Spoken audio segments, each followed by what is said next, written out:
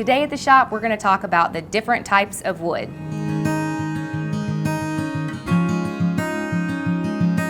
Hey, I'm Brooke. I'm a licensed general contractor, but I also weld and build custom furniture, so we have tons of scrap metal and wood laying around our workshop.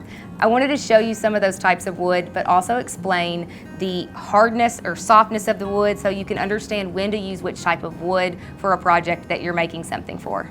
First, I want to start off by saying that this is dimensional lumber. So this is a solid piece of wood. This is going to be different than plywood. So it may have a veneer of real wood on the front, but it's pressed wood in between. So most of these are dimensional lumber, but I just want to make sure you know the difference in dimensional lumber versus plywood before we get started. This is going to be the strongest wood in our workshop, and this is maple. Maple is very strong. It's what most kitchen cabinets are made out of. It's very resistant to dings and scratches, and if you do have any dings in it, you can use an iron to heat it up and it'll help kind of expand that wood back to its original state. This piece of wood would be great to build any piece of furniture with, and if you get finished grade, it's ready to go with a light sanding and you can paint it and make it whatever color you want. Some maple has a pink undertone, so sometimes it doesn't stain up really well, but it's a very strong wood, so it's great for paint grade quality wood. Okay, so this is the strongest wood, and we're going to work our way down to the softest wood that we have in the workshop. Next strongest wood is going to be white oak. White oak is pretty pricey right now, especially because it's popular, so a lot of people are using it. Supply and demand makes it pricier, but it is slightly stronger than red oak. They have a lot of the same properties, but white oak is going to be just a hair stronger than the red oak. The next strongest wood in our workshop is birch. Now granted, this is a piece of plywood, but birch is going to be your next strongest piece of wood as you work your way down from maple. It has very light grains in the wood, so it's great to paint. Birch does not stain very well. A lot of times it's blotchy when you stain it, so I would definitely recommend painting this if you are going to use birch in your woodworking. Next, we're going to have one of my favorites. It's walnut. I think walnut is beautiful. I love the natural color of walnut. You just put a sealer on it. It does fade in the sunlight, do know that, but it's going to be our next strongest after birch, and it's just very slightly softer than birch. If you're planning to paint the wood, birch is going to be your choice. If you are leaving it natural and you like dark wood, go with walnut. Gosh, it's so beautiful. I just love it so much. If you use an oil-based sealer, it's going to have a little bit more of a shine and an oranginess to it. If you use a water-based sealer, it's going to be very matte, but sunlight will affect the water-based sealer. So you definitely would want to seal it every so often if it's going to be in direct light, or it will fade.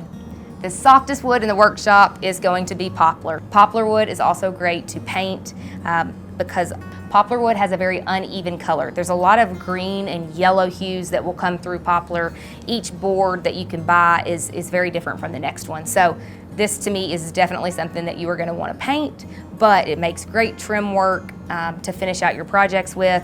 It's just very soft. Poplar wood is very soft, so know that nicks and dings are going to show up in this wood pretty substantially. So if you've got some rough and tumble kids, you might not want to use poplar as your wood choice. Just a quick recap, this is maple, and this is the strongest wood we have in our workshop. We're going to make cabinets out of this, cabinet doors, things that if they nick and dent, it's easy to get out because this is so strong. Next strongest in the workshop is white oak.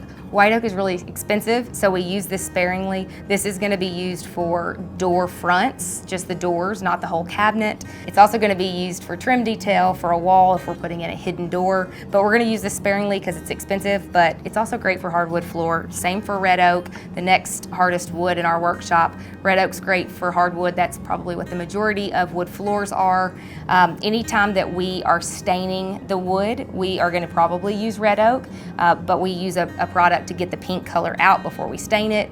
Next is going to be birch. Birch is easily accessible. You can go to any of your local hardware stores and get birch plywood sheets. We're going to use this to build cabinet boxes as well, things that are going to be painted. It doesn't stain up very well. all the other ones that we've shown do, but most of this is finished grade and ready to be painted, so it's really easy to use. Next strongest wood in the workshop is walnut. This is my favorite. It stains up beautifully because all you need is a sealer on it, whether it's oil-based or water-based.